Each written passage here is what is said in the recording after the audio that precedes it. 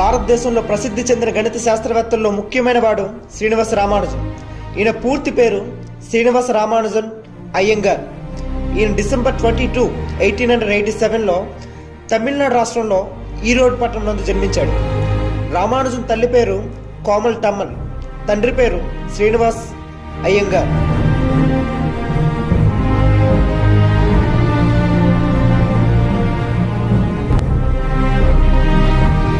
రామానుజన్ బ్రాహ్మణ కులంలో పుట్టడం వల్ల పుట్టుకతోనే దైవభక్తుడు.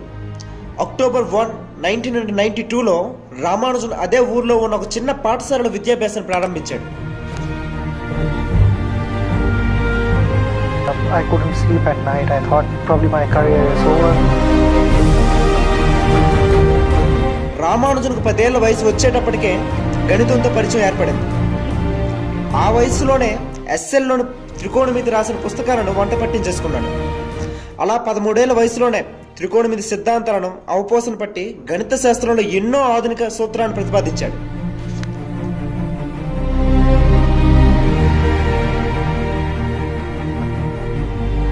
ఇతనికి 1909 జూలై 14న 9 ఏళ్ల వయసున్న జానకి అనే బాలికతో వివాహం జరిగింది.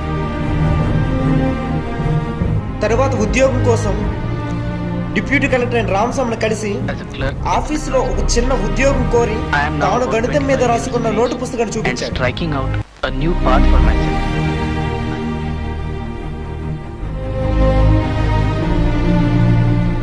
ఆ నోటు పుస్తకంలోని అపారమైన గణిత విజ్ఞానాన్ని చూసి ఆశ్చర్యపోతూ అంతటి గొప్ప విజ్ఞానానికి ఈ చిన్న రెవెన్యూ విభాగంలో ఉద్యోగం ఇచ్చి అవమానపరచడం ఇష్టం లేక మద్రాసులోని తనకు తెలిసిన గణిత శాస్త్రజ్ఞులు E W Middlemast, Narayana Iyer, Ramachandra Rao వంటి గొప్ప వ్యక్తుల దగ్గరగా రామానుజన్ పంపాడు. వారితో కలిసి గణిత శాస్త్రం మీద మక్కువతో విశేష పరిశోధనలు చేసి సంఖ్యాశాస్త్రం, అనంత శ్రేణి, క్రమానుగత భిన్నాల్లో అద్భుతమైన సూత్రాలను ఆవిష్కరించి విద్యార్థులకు అందించాడు. అప్పట్లో గణిత సుప్రసిద్ధులైన గాస్, ఆయిలర్, జాకోబీ వంటి మేధావులతో పోల్చదగినంత గొప్ప స్థాయికి ఎదిగాడు.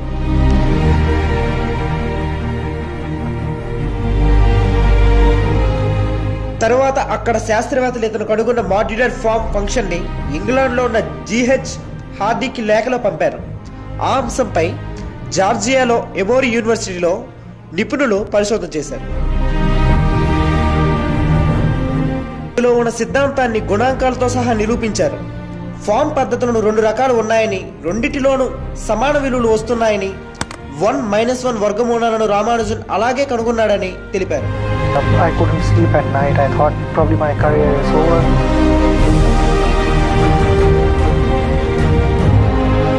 తరువాత జిహెచ్ఆర్డి పిలుపుతో ఇంగ్లాండ్కి వెళ్లి జిహెచ్ఆర్డితో కలిసి అనేక గణిత పరిశోధనలు చేసి 32 ఏళ్ల వయసులోనే 4000కు పైగా సిద్ధాంతాలను ప్రతిపాదించాడు.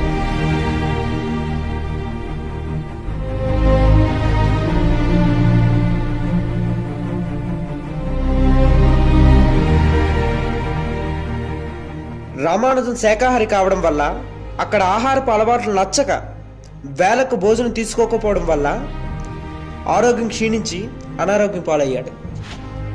తీవ్రమైన అనారోగ్యంలో ఉన్నప్పుడు కూడా జిహెచ్ఆర్డి వచ్చిన కార్ నెంబర్ 1729 యొక్క ప్రత్యేకతను తెలిపి ఆయన్ను ఆశ్చర్యపరిచాడు.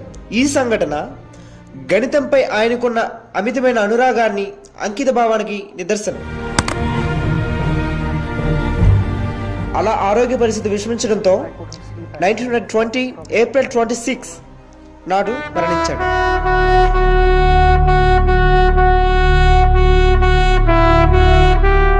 శుద్ధ గణితం నెంబర్ థియరీలోని ఇతని పరిశోధనలు స్ప్రింగ్ థియరీ, క్యాన్సర్ పరిశోధనల వంటి ఆధునిక విషయాలను కూడా ఉపయోగపడుతుంది.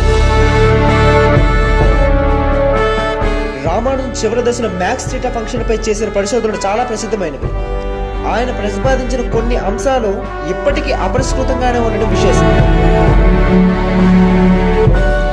రామానుజన్ మరణించిన తరువాత భారత ప్రభుత్వం ఆయన చేసిన గణిత శాస్త్ర విశేష సేవలను గుర్తించి తన జన్మదిన సందర్భంగా డిసెంబర్ 22ను నేషనల్ మ్యాథమెటిక్ డేగా ప్రకటించింది.